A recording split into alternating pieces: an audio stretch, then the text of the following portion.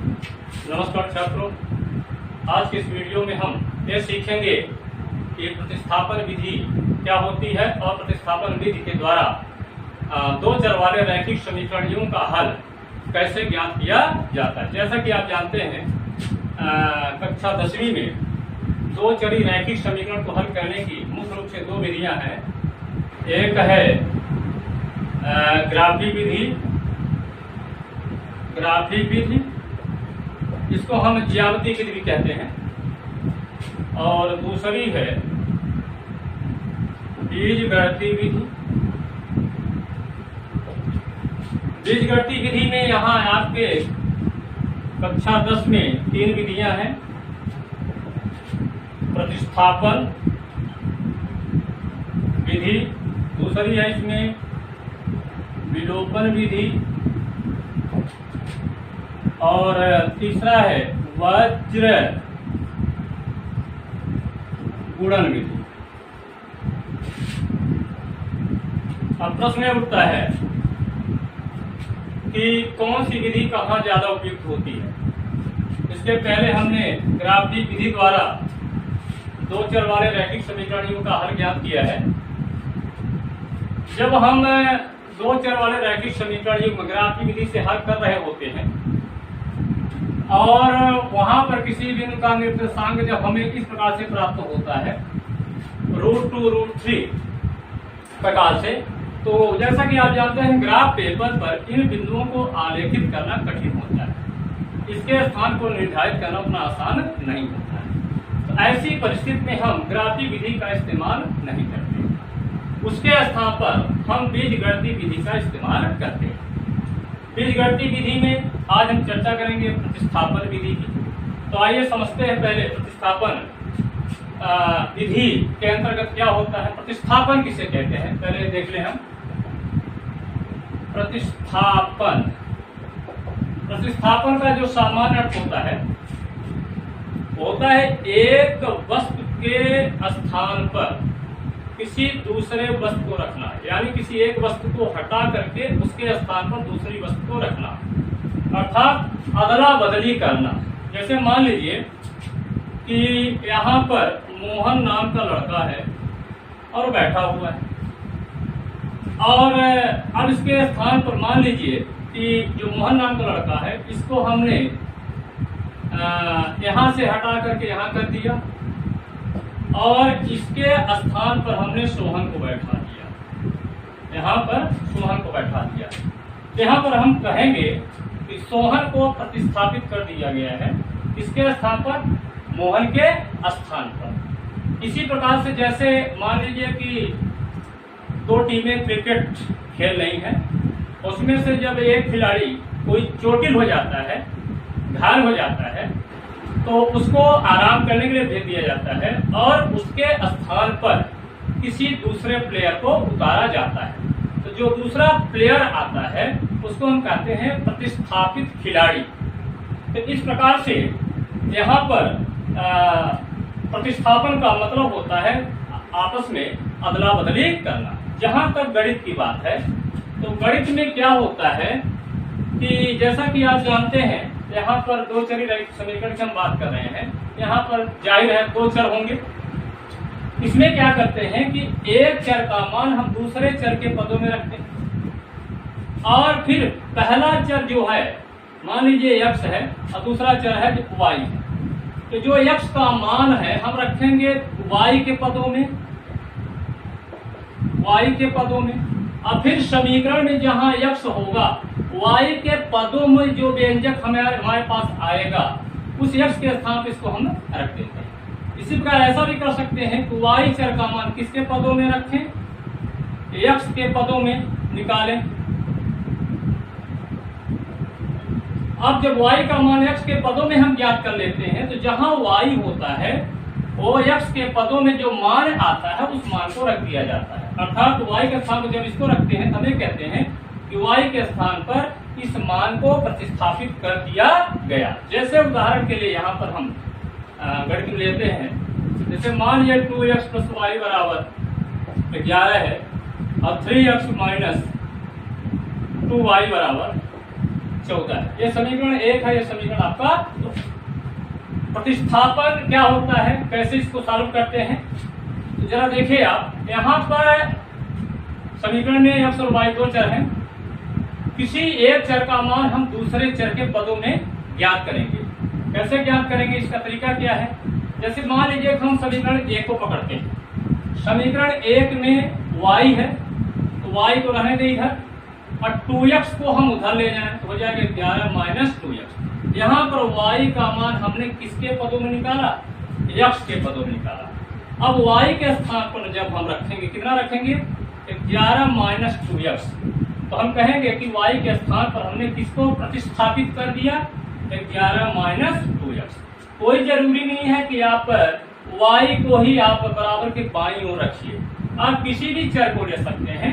हाँ, इसमें हमारे ऊपर डिपेंड करता है कि सरलता किसमें ज्यादा होगी।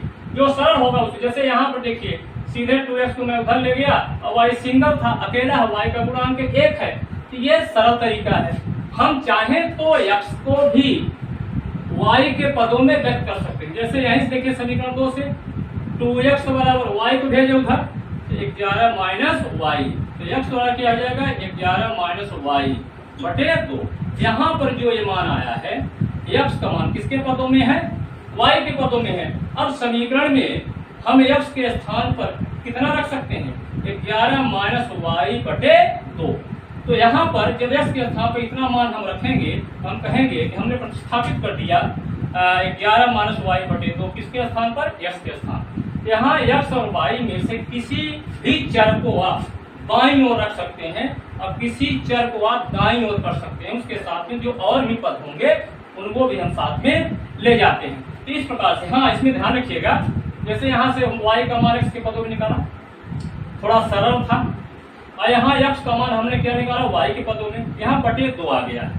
अब यहाँ जब x का मान हम यहाँ रखेंगे, यहाँ बटे में 2 रहेगा, तो थोड़ी सी प्रक्रिया हमारी कठिन हो जाएगी। और जब हम x y बराबर 11 माइनस 2x रखेंगे, अर्थात y के स्थान पर ये मान रखेंगे, तो इसकी अपेक्षा इसका कैलकुलेशन, इसकी गणना करना, इसको सरल करना थोड़ा सा आसान रहेगा। यहाँ पर हम x को y के पदों में रख सकते हैं, y को x के पदों में रख सकते हैं। अब प्रतिस्थापन विधि को समझने के लिए कुछ हम प्रश्न लेते हैं। प्रश्न है, निम्न रैखिक समीकरण युग्म को प्रतिस्थापन विधि से हल कीजिए। 3 प्रश्न है इसमें, ये पहला है, ये दूसरा है, ये तीसरा है। जैसा कि आप जानते हैं, समीकरण निकाय जो समीकरण युग्म होता है उसके जो हल होते हैं 3 प्रकार के होते हैं। कुछ समीकरण युग्म ऐसे होते हैं जिनका एक अद्वितीय हल होता है, कुछ रैखिक समीकरण युग्म ऐसे होते हैं जिनका अनंततः अनेक हल होते हैं, और कुछ ऐसे होते हैं जिनका कोई भी हल नहीं होता। इसी उद्देश्य को रखते हुए मैंने 3 सवाल लिया है। यहाँ पर आइए इसको सॉल्व करते हैं।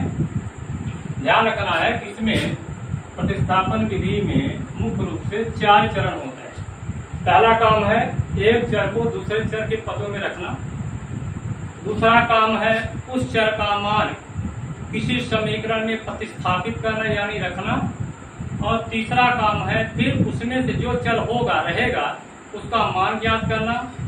और फिर जब वो मान, एक चर का मान ज्ञात हो जाएगा तो उस चर के मान को हम किसी भी समीकरण में रख करके दूसरे चर का मान ज्ञात कर लेते हैं। इस प्रकार से 4 चरण होते हैं। तो आइए हम पहले प्रश्न को लेते हैं। यहाँ दिया गया रैखिक समीकरण युग्म निम्न है, क्या है, 7x माइनस 15y बराबर 2, x धन 2y बराबर 3। इसका समीकरण 1, इसका समीकरण नंबर 2 दे देते। अब यहाँ देखिए, हमें किसी एक समीकरण से एक चर को बाईं ओर रखेंगे और बाकी दूसरा चर और भी जो पद होंगे उसको हम दाईं ओर ले जाएंगे। सरल किसमें होगा, सरलता किसमें रहेगी, जरा देखिए इस समीकरण में संख्या भी छोटी है और यहाँ x अकेला है, तो जहाँ x और y अकेला होता है उसी को हम बाईं ओर रखते हैं और बाकी को दाईं ओर रखते हैं। लेकिन ये जरूरी नहीं है, हो सकता है ऐसे भी समीकरण मिले जहाँ x और y का गुणांक 1 न हो, अर्थात x और y अकेले न हो, तो ऐसी स्थिति में क्या करेंगे, चाहे हम x को बाईं ओर रखें या y को बाईं ओर रखें, प्रोसीजर प्रक्रिया सबकी सेम है। हाँ, किसी में थोड़ा सा काम है बढ़ जाएगा, अब किसी में काम आसान होगा। आइए इसको देखते हैं। समीकरण 2 से हम x का मान निकालते हैं। समीकरण 2 से x बराबर, हम 2y को उधर ले आते हैं, क्या हो जाएगा, इधर प्लस उधर क्या हो जाएगा -2y। यहाँ पर ऐसा नहीं है, यहाँ पर y को भी ऐसे रख सकते थे, यानी 2y बराबर 3 माइनस x कर सकता था, और y बराबर 3 माइनस x बटे 2, ऐसे भी इसको हम रख सकते थे। लेकिन यहाँ बटे होने के नाते थोड़ी सी प्रक्रिया हमारी कठिन हो जाएगी, तो यहाँ पर इसका नाम दे देते हैं समीकरण नंबर 3। अब x के इस मान को समीकरण 1 रखना है, 2 में नहीं रखना है। क्यों? क्योंकि 2 ही से तो x का मान हमने प्राप्त किया है, तो जिस समीकरण से प्राप्त करते हैं उसी समीकरण में नहीं रखना है, हमको रखना है समीकरण 1 में। अब x का मान समीकरण 1 में रखने पर रख दीजिए, प्रतिस्थापित कर रहे हैं, यानी x के स्थान पर हम कितना मान रखेंगे, 3 ऋण 2y। जहां x है वहां उसके स्थान पर रखेंगे 3 ऋण 2y, तो 7 गुणे x यानी 3 ऋण 2y माइनस 15y बराबर 2। बाकी चीजें वही रहेगी, सिर्फ हमने x का मान रखा। इसको सरल कर लें, 7 × 21 माइनस 7 दूना 14y माइनस 15y बराबर 2। सजाती पर जुड़ते हैं तो ये आपस में जुड़ जाएगा, तो माइनस 14 माइनस 15 तो माइनस 29y बराबर 2 माइनस 21। अगला स्टेप हो जाएगा माइनस 29y आ जाएगा, ये आ जाएगा माइनस 19। तो y का मान क्या होगा, y बराबर हो जाएगा माइनस 19 बटे माइनस 19, माइनस माइनस क्या हो जाएगा, प्लस हो जाएगा। तो इस प्रकार से y का मान हमें मिल चुका है, कितना आया है 19 बटे 29। अब y का मान क्या करेंगे, अभी चर का मान तो ज्ञात करना है, तो y का मान मिल जाने पर अब y के मान को पुनः हम प्रतिस्थापित करेंगे, यानी रखेंगे। किसमें रखना है, चाहे 1 में रखिए, चाहे 2 में रखिए, चाहे 3 में रखिए, सब में x का मान बराबर ही आएगा। लेकिन सरल किसमें पड़ेगा, ये देखिए बना बनाया हुआ है, यहाँ पर y का मान रख दें और सीधे x का मान निकाल लें। तो सबसे सरल तरीका क्या है, समीकरण 3 में रखा जाए। अब y का मान समीकरण 3 में रखने पर, समीकरण 3 में रख दीजिए, x बराबर 2 माइनस 3 माइनस है, सॉरी 3 माइनस 2y, y का मान कितना रखेंगे आप 19 बटे 29, ये हो जाएगा 3, 19 दूना 38, 38 बटे 29। यहाँ पर आप एलसीएम ले लीजिए तो 29, यहाँ क्या मान ले, 1 मान ले, तो 29 तिया हो जाएगा 87 माइनस 38, 87 में 38 घटा दीजिए, तो x बराबर कितना मिल जाएगा आपको, यहाँ पर 87 में 38 घटा दीजिए 49 बटे 29। इस प्रकार से हमें x और y दोनों के मान मिल चुके हैं। लिख दीजिए आंसर, आता है हल है x बराबर कितना आया, देखिए 49 बटे 29 और y बराबर आया है 19 बटे 29। इस प्रकार से पहला प्रश्न सॉल्व होता है। अब हम दूसरे प्रश्न की बात करते हैं।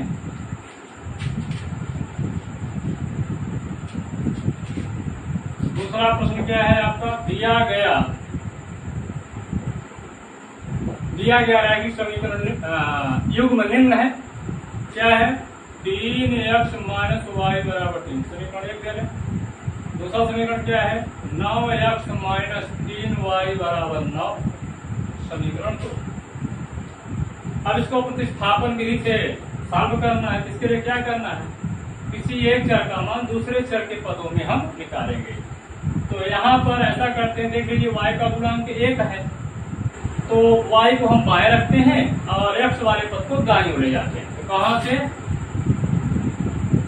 समीकरण 1 से क्या जाएगा माइनस y बराबर 3, ये उधर जाएगा 3x, तो माइनस 3x अब यहाँ देखिए y का चिन्ह माइनस है, तो माइनस को हटाना है, तो कैसे हटाएंगे?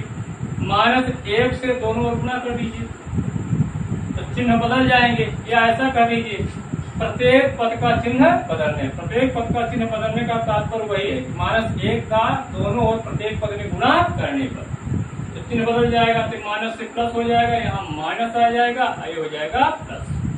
ये आ गया समीकरण नंबर हो गया हमारा 3। तो y का मान हमने किसके पदों में लिख दिया? चर x के पदों में लिख दिया।